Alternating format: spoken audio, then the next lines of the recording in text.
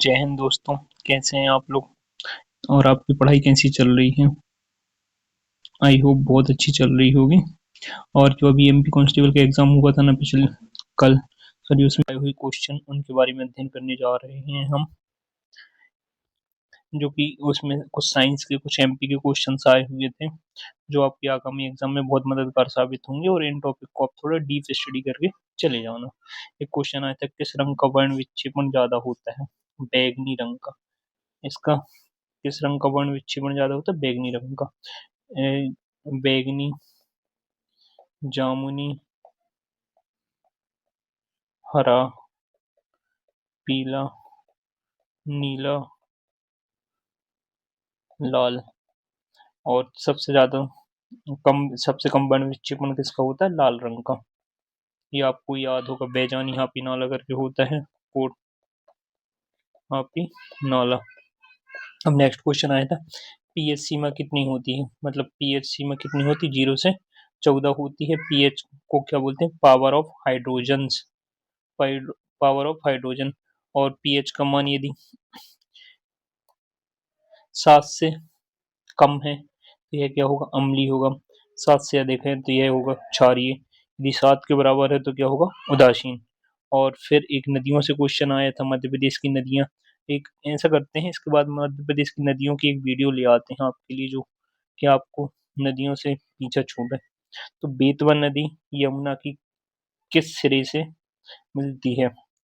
तो बेतवा नदी यमुना के दाएं सिरे से आकर मिलती है। इसका उद्गम कुमारागांव रायसेन में हुआ था।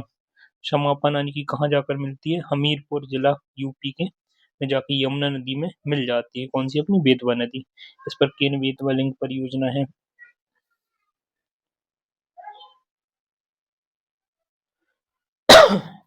फिर बिहू। बिहू का क्वेश्चन आया था, किस राज्य का त्योहार है। बिहू अपने असम असम राज्य का त्योहार है। 3-4 प्रकार के होते हैं। भोगली बिहू, कटी बिहू, रोंगाली बिहू। तो फिर एक अनुसूचियों से क्वेश्चन आया था कि अनुसूची केंद्रीय एवं राज्य कानून, कौन सी अनुसूची है जिस पर केंद्र एवं राज्य सरकार कानून बनाती है। तो वह सूची है संवर्ती सूची, जिस पर केंद्र एवं राज्य सरकार कानून बनाती है। इसके अंतर्गत वह शिक्षा, वन विवाह और आपराधिक कानून सम्मिलित हैं। सूची सूची कितने प्रकार की होती है। 3 प्रकार की। संघ सूची, राष्ट्र सूची, समवर्ती सूची। संघ सूची में ओनली केंद्र सरकार कानून बना सकती है। राज्य सूची में राज्य सरकार कानून बनाती है। समवर्ती सूची में दोनों सरकार, केंद्र सरकार और राज्य सरकार दोनों कानून बनाती हैं। लेकिन यदि सेम कानून है तो केंद्र सरकार का कानून मान्य होगा। सूची में आपातकाल की परिस्थिति में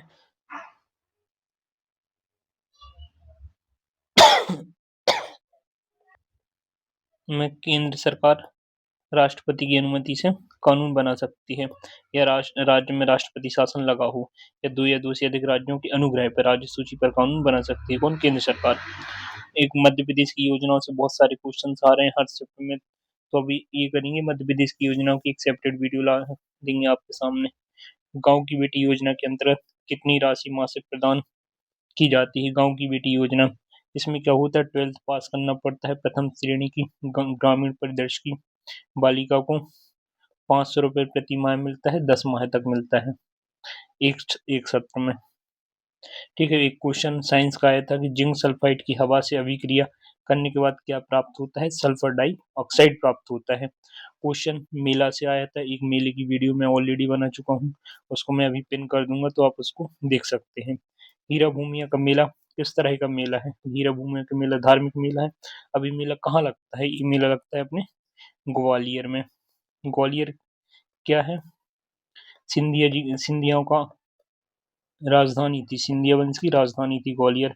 ग्वालियर में क्या है। ग्वालियर का किला जिब्राल्टर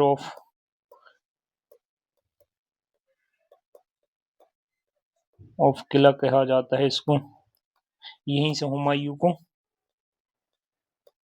कोहिनूर हीरा प्राप्त हुआ था।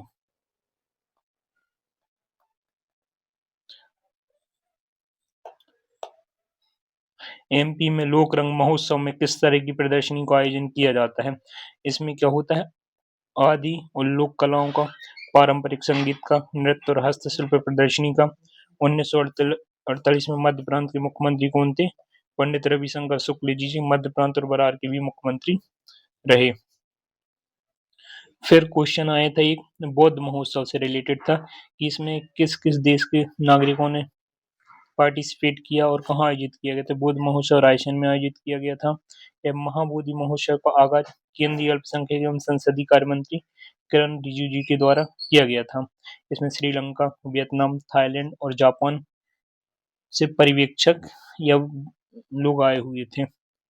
मीनाक्षी मंदिर का निर्माण किसने करवाया था? मीनाक्षी मंदिर का निर्माण पांड्य वंश में हुआ था। इसका शुरुआत कुलशेखरा ने करवाया था। नायक वंश के राजाओं ने इसके पुनर्निर्माण और विस्तार में योगदान दिया था। और मीनाक्षी मंदिर कहाँ स्थित है? पांड्य वंश का और तमिलनाडु में, तमिलनाडु की मदुरई में। फिर संजीवनी योजना किस प्रकार की योजना है? योजनाओं से बहुत सारे क्वेश्चन आ रहे हैं, तो जितना हो सके योजनाओं को अच्छे से अध्ययन करें, केंद्र सरकार और राज्य सरकार की, और अधिकतर राज्य सरकार की। महिला, बालिका और स्वास्थ्य से रिलेटेड संजीवनी योजना टेलीमेडिसिन है। भारत सरकार की ई संजीवनी योजना एक राष्ट्रीय टेलीमेडिसिन सेवा है जो लोगों को उनके घर बैठे वीडियो कॉल के माध्यम से डॉक्टरों से परामर्श करने की सुविधा देती है। इसमें मोबाइल ऐप और वेब पोर्टल की मदद से इसका संचालन किया जाता है, जो कि कोविड में बहुत कारगर साबित हुई थी। वैदिक काल में एक अब ये इतिहास से क्वेश्चन आया था कि वैदिक काल में वर्ण विभाजन किस आधार पर था? किस आधार पर था? कर्म आधारित था। और उत्तर वैदिक काल में क्या हो गया था? वर्ण आधारित। उत्तर वैदिक काल में कर्म आधारित ऐसा था कि जो व्यक्ति जो काम करना चाहे वो कर सकता था, पर यहाँ पे उत्तर वैदिक में वर्ण आधारित हो गया था। ब्राह्मण का लड़का ब्राह्मणी के काम करेगा, क्षत्रिय का लड़का क्षत्रिय का, वैश्य का वैश्य, शूद्र का शूद्र। ठीक है दोस्तों, मिलते हैं नेक्स्ट वीडियो में। Thank you for watching.